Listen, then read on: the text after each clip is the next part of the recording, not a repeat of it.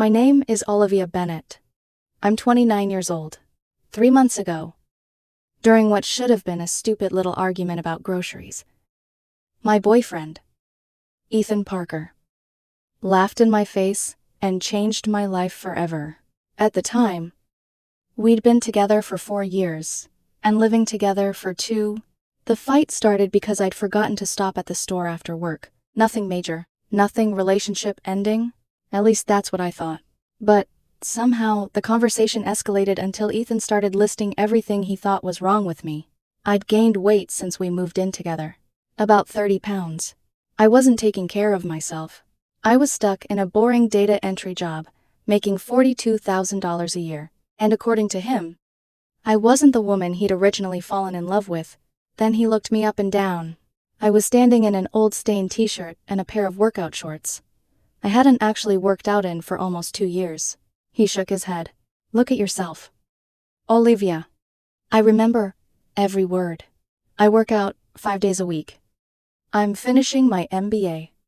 My career is taking off. Meanwhile, you're just this. But it wasn't the words that hurt. It was the laugh. That laugh still echoes in my memory. Not angry. Not frustrated. Amused. Like the idea of me having value was genuinely funny. Then he delivered the sentence that ended us. You really think you're the best I can do?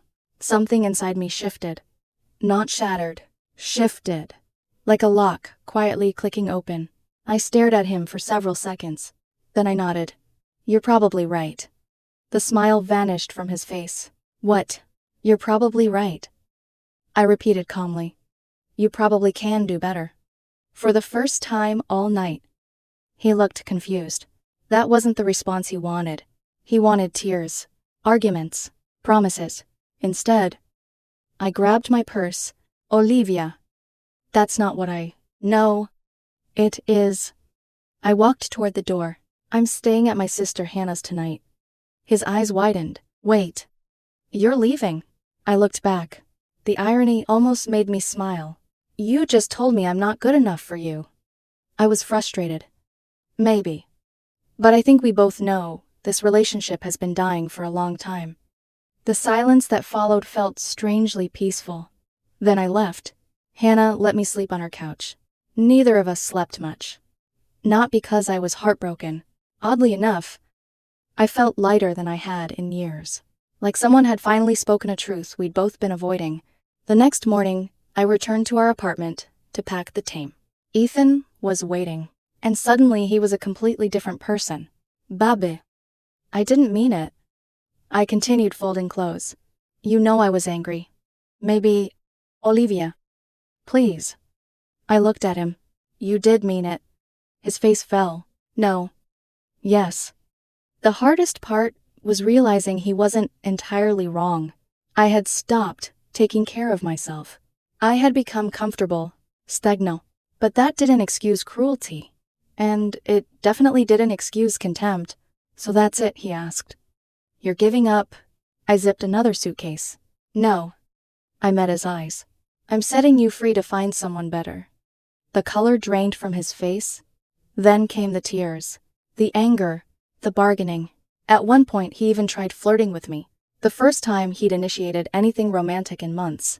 But it was too late. Something fundamental had broken. I moved back into my parents' house temporarily.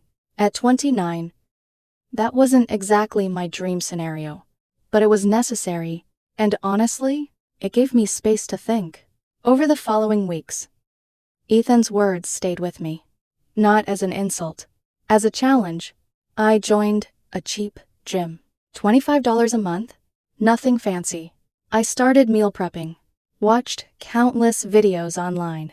Applied for internal promotions at work. Signed up for data analysis certifications. Little changes. Nothing dramatic. But after years of drifting, I finally felt awake again. The scale showed only 8 pounds lost. Yet, somehow, I already felt like a different woman. Then Ethan started texting. At first the messages were casual. Checking in. Asking how I was. Then came the midnight texts. The 2 a.m. messages. The angry paragraphs demanding responses. I ignored most of them. That seemed to drive him crazy. One afternoon he showed up at my parents' house. I wasn't home. I was at the gym. My mother answered the door. Later, she told me exactly what happened. Ethan asked if you were there. What did you say? I told him no. I already knew that part. What happened next? Mom smiled slightly. He said he needed to talk to you. And I told him after what he said to you. I wasn't sure why he'd think you'd want that. Apparently, Ethan froze.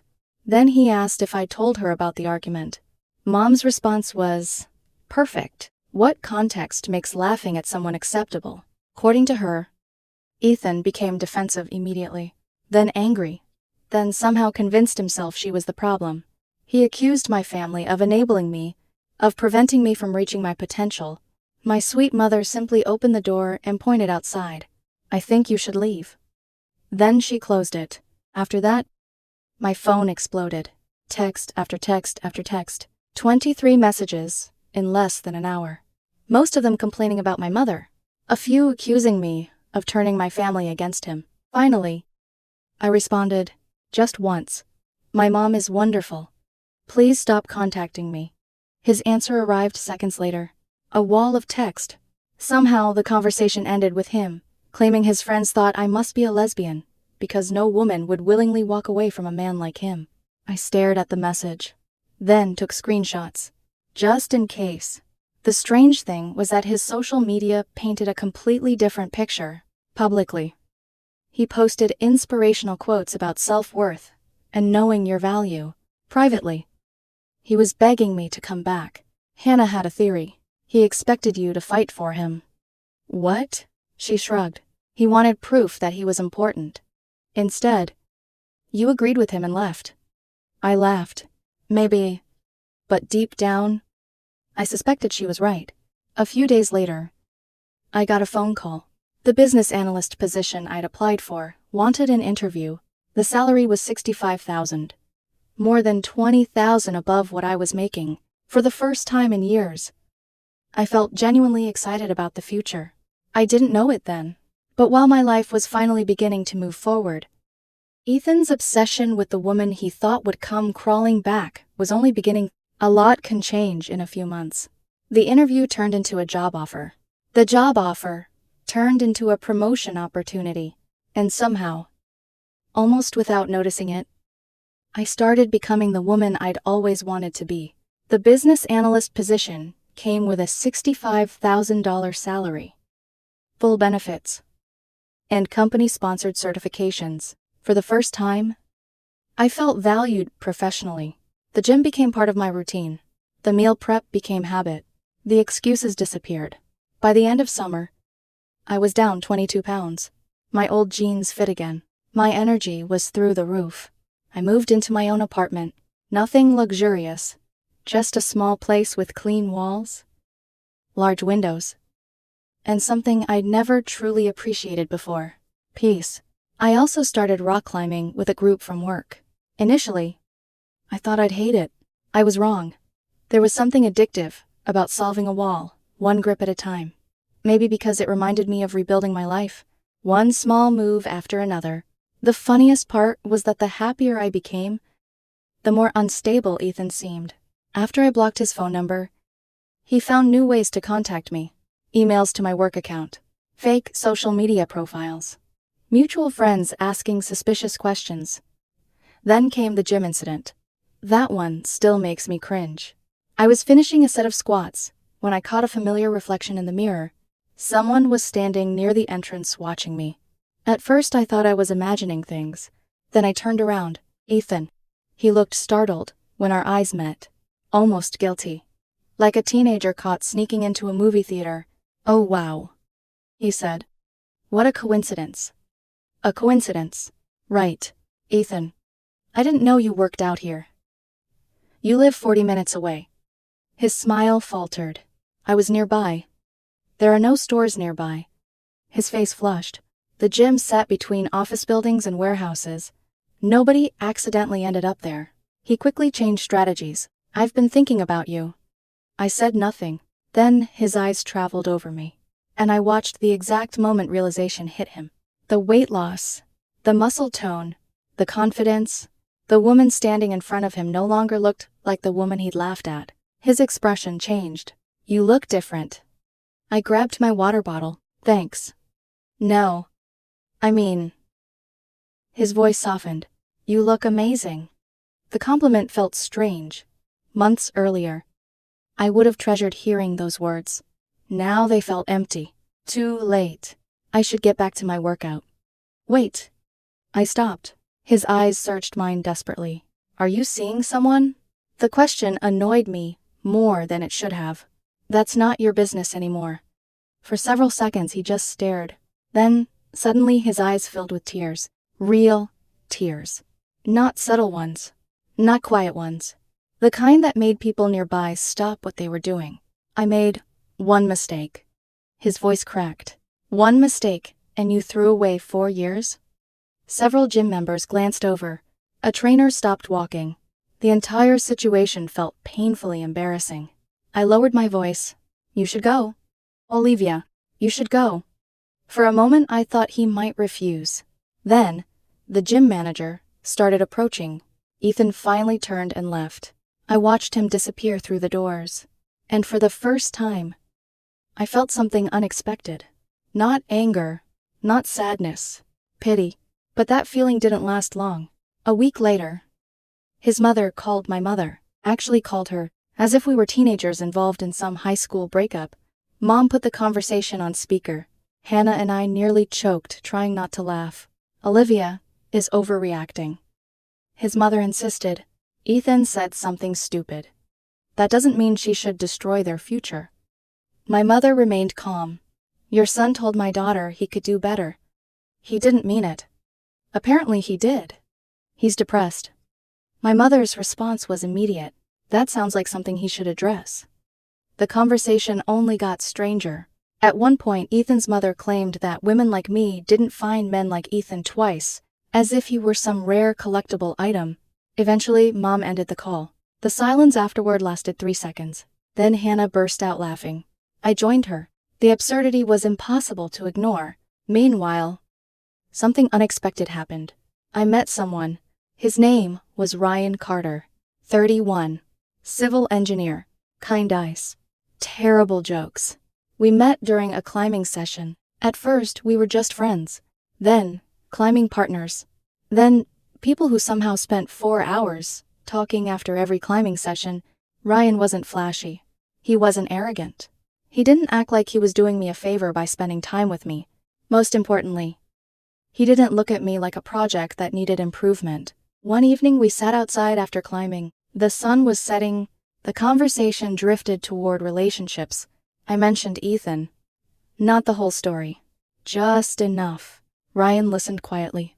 Then he asked a question nobody else had asked. Were you happy? I opened my mouth, then stopped, because I didn't know how to answer. Finally, I laughed softly.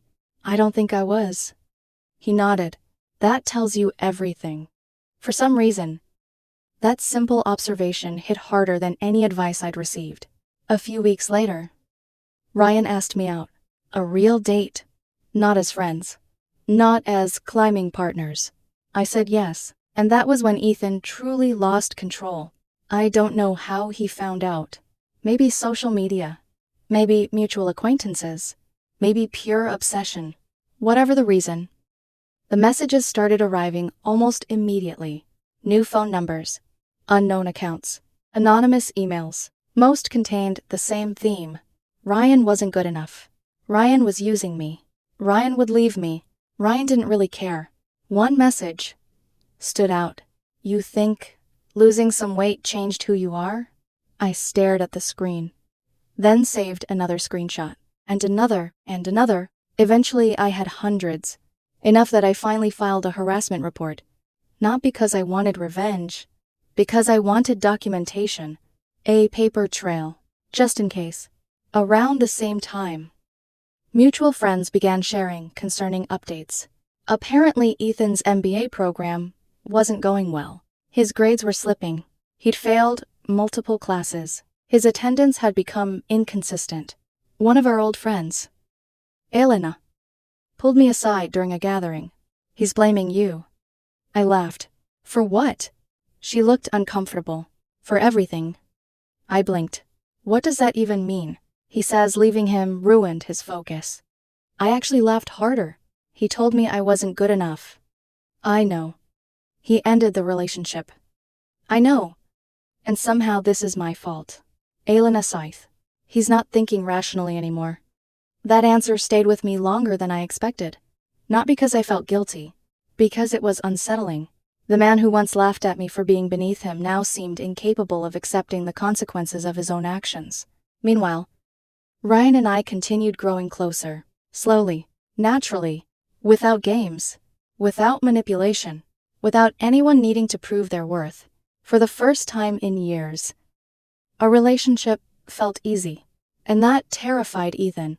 Because while I was finally building something healthy, he was becoming consumed by the realization that the woman he'd expected to chase him had completely stopped looking back.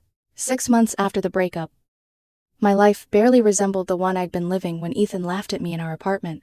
I had lost 35 pounds. The business analyst position had turned into another promotion. My manager regularly praised my work. I was earning more money than I ever thought possible. My confidence no longer came from weight loss or career success. It came from proving to myself that I could change my life when I finally decided to take responsibility for it. Ryan and I were officially together, and every day with him felt refreshingly normal. No power struggles, no tests, no constant need to earn affection. Just support, respect, partnership. The funny thing was that the better my life became, the worse Ethan seemed to get, not because I wanted that, not because I celebrated it, but because he refused to move forward. Mutual friends continued sharing updates. Apparently, his MBA program had become a disaster. Eventually, he dropped out entirely. Then came problems at work.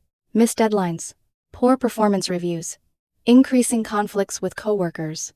The ambitious, confident man, who once believed he was destined for bigger things, seemed to be unraveling. What bothered me most wasn't his failure. It was the stories he was telling. According to several people, Ethan had rewritten history. In his version, he was the victim. I had abandoned him. I had destroyed his confidence. I had ruined his future. Somehow, the woman he humiliated had become responsible for the consequences of his own behavior. Then things got uglier. I started hearing rumors, claims that I'd been emotionally abusive, claims that I'd cheated, claims that I'd manipulated him. The accusations were ridiculous, but they spread fast. For several days I ignored them. Then I got angry. Not furious, just tired. Tired of being turned into the villain of a story I hadn't created. So I did something simple. I posted screenshots. Nothing more. Nothing less. Message. Emails. Fake account harassment. His admissions. His apologies. His insults. His obsessive attempts to contact me. I uploaded them with a short caption. Since people keep asking. That was it. The response was immediate. People connected the dots on their own. Friends who had believed his version suddenly saw reality. Coworkers began questioning his stories. Several mutual acquaintances reached out to apologize. One message after another arrived. Apparently, Ethan had been telling everyone that he'd left me because I was holding him back. The screenshots exposed everything. And just like that, years of carefully crafted excuses collapsed. Elena called me later that week. You won't believe what happened. I already had a feeling. What now? He saw a photo of you and Ryan. Isaiah. Okay. He was drunk. Also not surprising. He completely lost it. According to her, Ethan had attended a party with several former classmates. Someone was scrolling through social media. A picture of Ryan and me appeared on their phone. Nothing dramatic. Just a photo of us smiling during a hiking trip. That was enough. Ethan apparently erupted. Shouting. Crying. Accusing people of choosing my side. Several guests eventually escorted him outside. When Elena finished telling the story, I sat quietly for a moment, then changed the subject, because honestly, I didn't care anymore. Not the way I once would have. A few nights later, however, something happened that I couldn't ignore. At 3 o'clock in the morning, my phone received a voicemail. An unknown number. I almost deleted it without listening. Almost. Instead, I pressed play. Immediately, I recognized Ethan's voice. He was drunk. Very drunk. For nearly 5 minutes, he alternated between crying and rambling. At first, it was difficult to understand. Then the words became clearer, and the truth finally emerged. You ruined my life. A pause. A sob. You were supposed to fight for me. Another pause. You were supposed to prove me wrong? I sat motionless, listening. You weren't supposed to leave.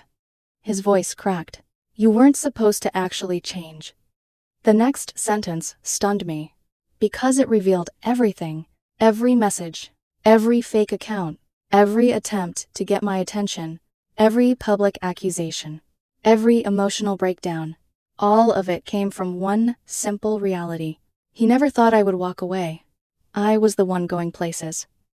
He slurred. I was supposed to be the prize. For a moment there was silence. Then he continued, now you've got that guy. Another sob. And you're happy?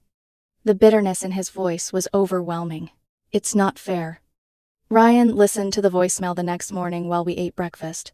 When it ended, he stared at me, then laughed. Not cruelly, just genuinely confused. So let me get this straight. I smiled. Go ahead. He's angry because you improved your life, apparently. And he's angry because you didn't beg him to stay after he told you that you weren't good enough. Apparently. Ryan shook his head. The logic is impressive. I laughed. For the first time. The entire situation felt absurd rather than painful. I blocked the number, deleted the voicemail, and moved on. Months passed. Life continued improving. Another promotion increased my salary again. I reached my fitness goals. Ryan and I moved in together. We adopted a dog. Bought furniture neither of us could assemble correctly. Built a life that felt real. A life that felt peaceful. Then came the final chapter. One Saturday evening. Ryan and I were meeting friends at a local brewery. The place was crowded. Music played softly. People laughed around us. For almost an hour. Everything was perfect. Then I felt it, that strange sensation of being watched. I glanced across the room and saw Ethan, standing alone at the bar. For a moment I barely recognized him.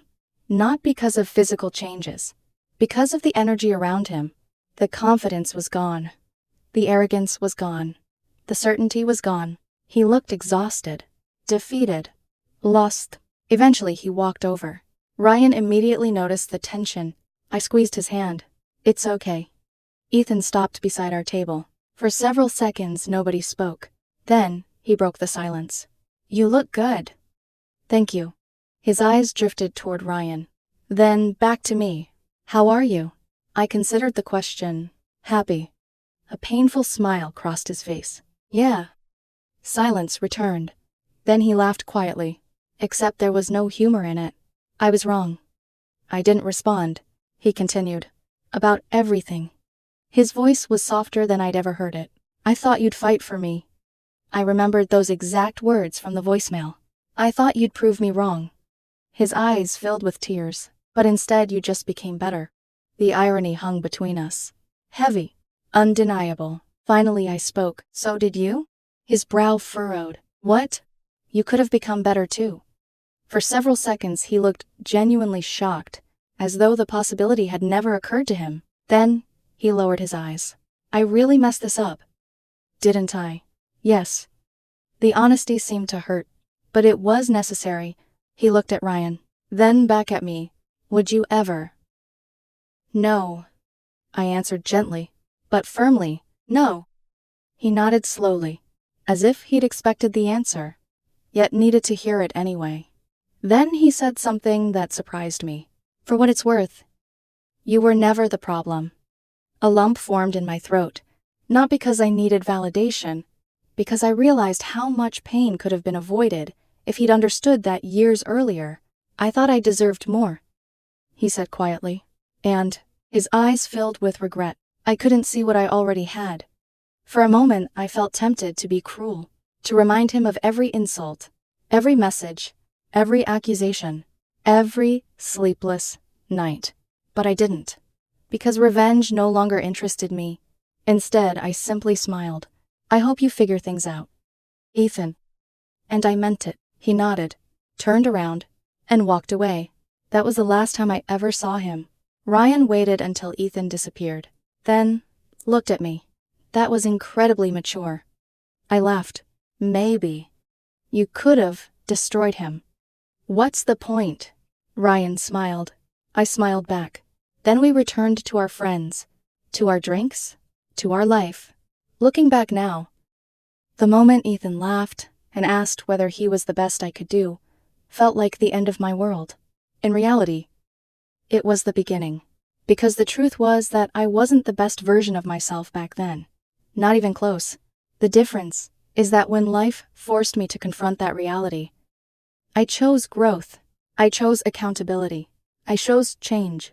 Ethan chose blame. And eventually, those choices created two very different futures. Today, I wake up genuinely happy. Not because someone else validates me, not because I proved anyone wrong, but because I finally learned that self-worth isn't something another person gives you, it's something you build, one decision at a time. And once you've built it, nobody can take it away.